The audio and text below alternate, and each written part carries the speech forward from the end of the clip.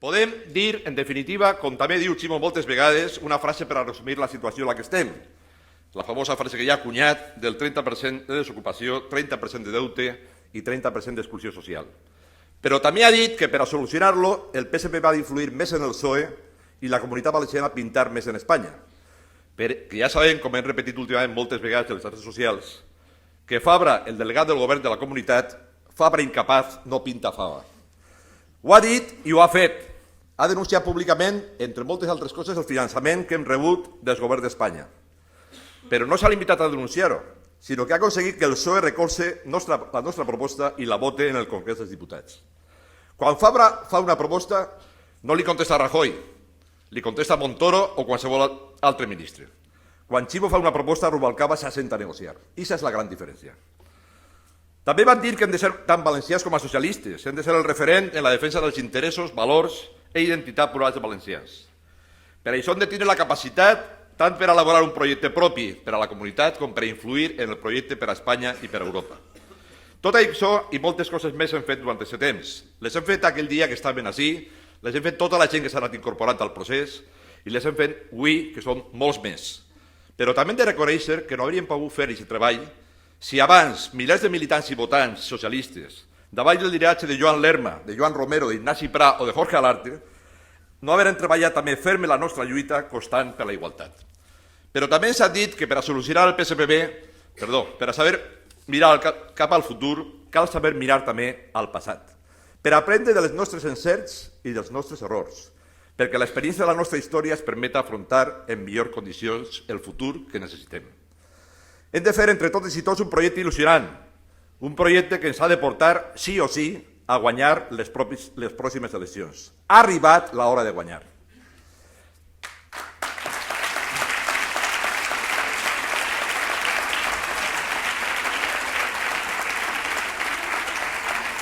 Us dia al principi 23 mesos i 28 mesos. 23 era la commemoració que va fer ahir de l'acte que van fer així en Estaseu.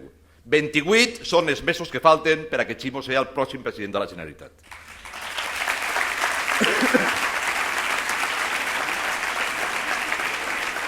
Crec que tots els que estem així no tenim cap dubte de qui és aquesta persona, qui és aquesta persona que té que liderar el projecte que estem treballant en primera persona del plural. Però si estem convençuts ja, no és prou. Tenim que convèncer a molta més gent. Cada dia més militants, simpatitzants i persones progressistes d'aquesta comunitat tenen que incorporar-se a l'equip del president. Tenen que incorporar-se totes aquelles que vulguin realment que es produïsca el canvi de govern de la Generalitat.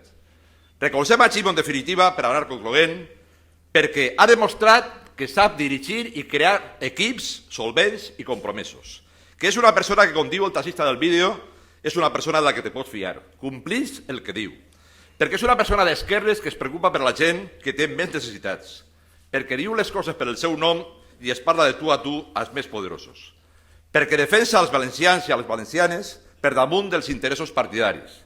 Volem formar part del seu equip perquè és una persona de solvència aprovada per a poder guanyar a la dreta i tornar-nos a l'orgull a tots i a totes de ser valencians i valencianes. Volem ser l'equip del president.